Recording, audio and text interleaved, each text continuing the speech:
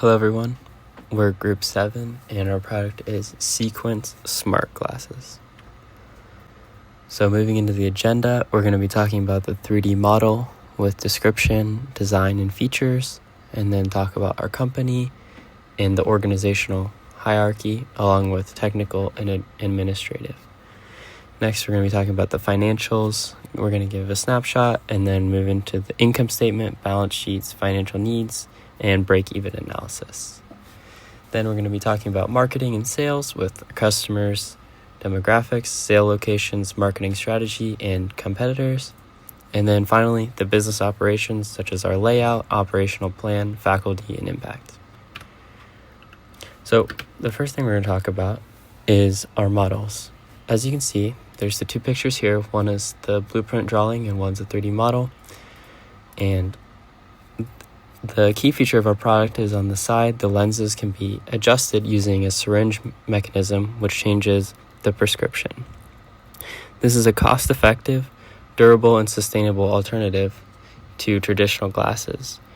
And we're reaching a lot of the market as over 60% globally and 75% in the US need glasses and often require frequent lens replacements. The benefit is that it eliminates reducing recurring costs by allowing prescription changes without new frames or lenses. Next up is the customer benefits. We talked about it is lifelong usability and adjust to you. It's affordable pricing as you can buy it once, and it has a sustainable design to avoid discarding old lenses and frames. The target audience is everyone who needs vision correction, but specifically parents with children whose visions change frequently, the older generation, and also we were thinking about global markets, especially in regions where glasses are unaffordable and there could be potential for partnerships. So moving into the materials and manufacturability, our product is primarily made of plastic for affordability and lightweight design, but we decided to use lightweight metal for the hinges for durability and cost effectiveness. The plastic parts are made with injection molding for speed and precision as well as variety, and then the metal parts are machined and then assembled with the plastic components. I'll be giving a brief overview of our company. So our company, Sequence's goal is to redefine vision correction through affordability, innovation, and lifelong usability, while also eliminating the typical recurring costs of eyewear with our adjustable lens technology. What makes us stand apart from other companies is our product innovation, which is the smart glass, the eyewear with adjustable lenses. Some financial information regarding the smart glass is that we have $120 retail price with a production cost of $1770, leaving us a healthy profit margin. When looking at the market for eyewear, 2.2 billion people worldwide need vision correction, and currently in 2025, it is a $17.2 billion market. Our business model, our customer acquisition will be through direct-to-consumer online sales with future retail partnerships. Like I said, 85.2% gross margin with break-even at 3,421 units. In the first year, we're expected to sell 5,000 units. Our leadership team includes 5 co-founders with a combined equity of $100,000. Each person has the same amount of equity. Then our leadership team has a range of expertise spanning across engineering, marketing, and finance. Our organizational hierarchy is like I said, only have a leadership team right now. I'm currently looking to expand. So Evan Ross is our CEO, and he's responsible for managing the company. And direct reports include Nicholas Ollinger, who's CTO, Michael Noe, who is CMO, Joseph Maloney is COO, and Diksha Kalkata-Laxman, who is the CFO.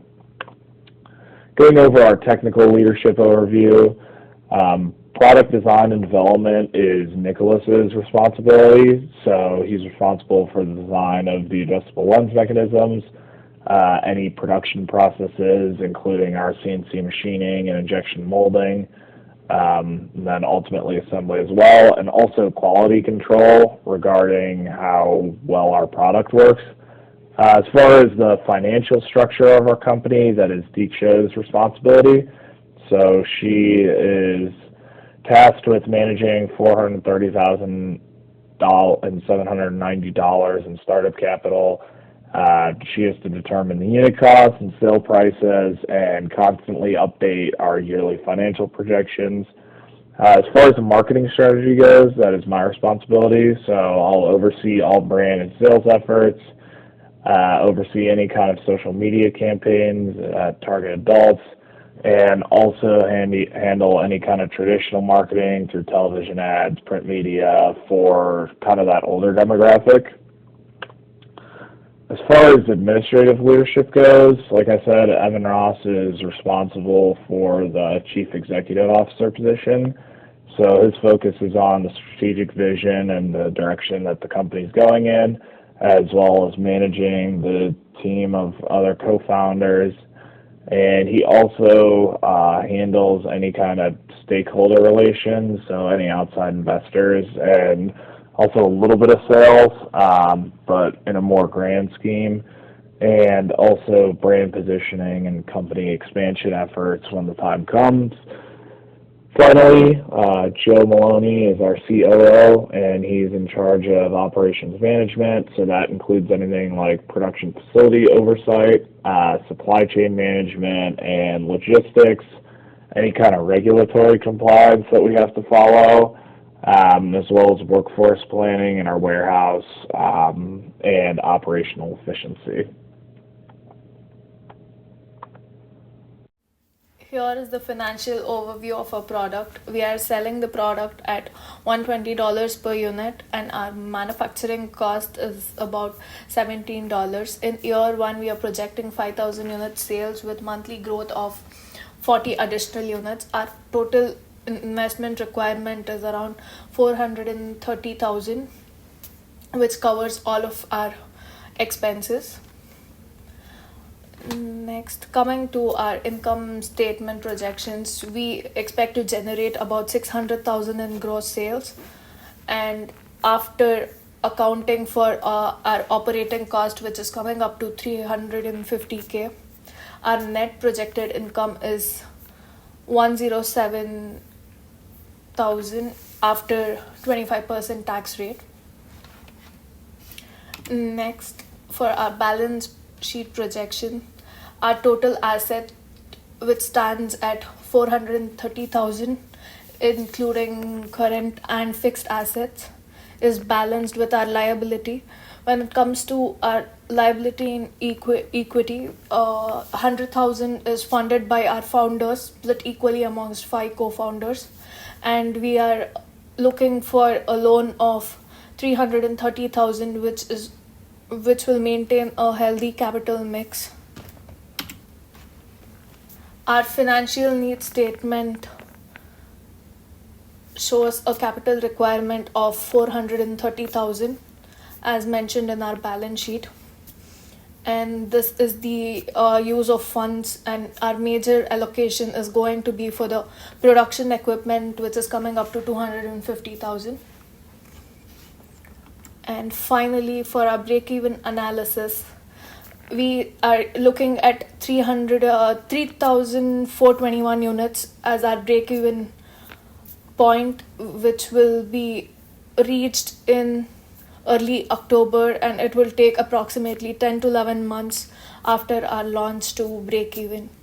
So this positions us as scalable and financially sound venture right at its launch phase. Moving on to some marketing aspects of our company, I'll start with talking about our customer demographics. Our primary goal here is that we want to be able to target the groups who are the most likely to purchase our product, and this means that we need to think about the people who are in need of glasses and what social areas use glasses frequently. This led us to our first group being the 60 to 85-year-old age range, and we found through some secondary research that this is the age range where the percentage of vision loss for the overall population increases. And you can see this in the attached table where the ages before 60 have a vision loss percentage of around 1%. And then this value keeps increasing at a rapid rate up to 20.65%. This means that there is a large population of people who need some kind of eye care, which is something that our product could help them with.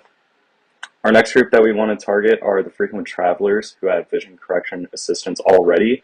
And we decided to include this group in our marketing strategies because there are many people who bring old pairs of glasses with them on trips just in case of an emergency. So instead of using an old prescription that is worse than your current vision, you could have our product, which would constantly stay up to date with your latest prescription. That way there would be no blurriness or other issues with seeing clearly. And our last group that we were thinking of targeting were the lower income population. Through some more secondary research, we found that people who are living in low medium income areas have a higher need for vision correction. In fact, it's 4 times higher than those living in high income regions. And these people are also at a higher risk of further eye worsening and eye diseases. So if we are able to help them, then we would love to.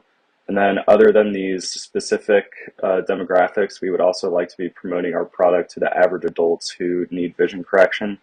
And all these demographics here show that we want to be able to help people through our attainable cost, the longevity of our product, and the effectiveness of our product as well. Or we are also thinking of implementing a few sales locations for our company so that we can effectively distribute our product. Our first thought was creating a company website to sell from directly and to also post our product on other online shopping websites like Amazon. And we figured that this would be the easiest way to have people purchase our product, and it would also be the most cost effective for us as a startup company to start from here. We also like the idea of putting our product into retail locations, such as Walmart's, so that people who need vision correction of some kind would be able to access our product easily through one of these in-person locations. And some of the advantages of this are that you wouldn't have to wait on shipping for our product to get to you in case of an emergency, and you could also see the physical product before purchasing it, and you also have an easy way to return them to the store just in case if it doesn't work out. One of the last possible locations that we could sell our products is in standard glasses distributors, like traditional optometry offices. We would love to partner with these businesses because they specialize in the industry that our product falls under, but we still aren't completely sure whether they would see our product as a threat to their returning customers, so we are uncertain if they would want to partner with us if they do see us that way. Moving on to some marketing strategies. Our marketing strategy consists of spreading awareness of our product to areas where our customers are most likely to see it. And that is, as listed earlier, we have about $75,000 to use for this. One area that we would think would be good to target is social media. There are millions of adults ranging from the ages of 25 to 34 who use social media platforms like Instagram, Facebook, and Twitter or X daily, and if there is even a chance that they would be able to see us come across their feed, then that would drastically increase our chances of bringing in more customers and spreading our company name. Alongside this, we could even do some paid sponsored advertising, such as YouTube sponsorships, where we can pay a channel who specializes in eyewear to give an honest review and endorse our product to their viewers. Another area that we would like to reach into would be the newspaper and magazine ads, just in case some of our potential customers don't use social media. This includes our 60-year-old and above age demographic, and these people are more likely to read the newspaper than others, and they really aren't going to be using social media. We could also do some television advertisements, and we would put our ads on channels that usually show either healthcare products or other local businesses so that we can fit into the usual ads. We would also like to go to trade shows that are specific to our industries that our product fits in so that we can get our name and product out there in a more professional networking area. And some of these industries that we could tap into include the vision correction industry, the eye care industry, and the eyewear industry.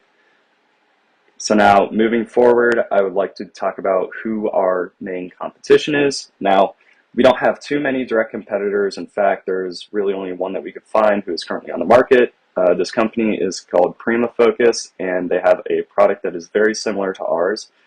There is also a company called Adlens who used to do the exact same thing, but they have since shifted their focus on prescription virtual reality lenses, so they're not much of a threat to us anymore.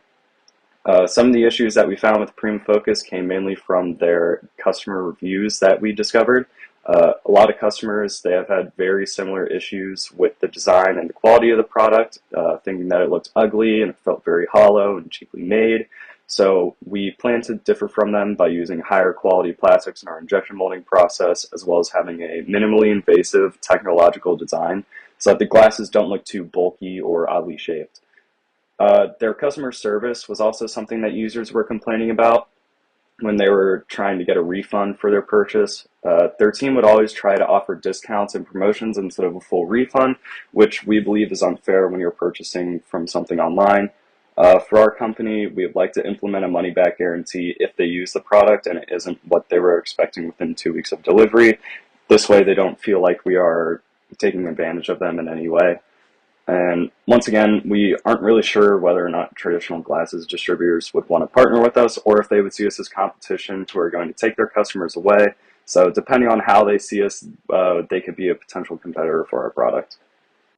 For the operational plan, I'll go over the business, facility, equipment, people, and processes surrounding the making of one of our pairs of glasses. The cost per unit is around $17, mainly using an injected molding machine that requires a skilled laborer to run that, as well as a conveyor belt system, which consists of 5 unskilled laborers to run those components on the shop floor. If you look at the warehouse layout, we have around 30,000 square feet of open warehouse to work with. Starting in the top left corner, there's the area for load and unload, which will be mainly used for semi-trucks, loading finished products and unloading mostly raw materials such as plastic resin pellets. It's placed right next to the inventory for raw materials. There we'll keep the glass, the rosin pellets, as well as the hardware to assemble the glasses.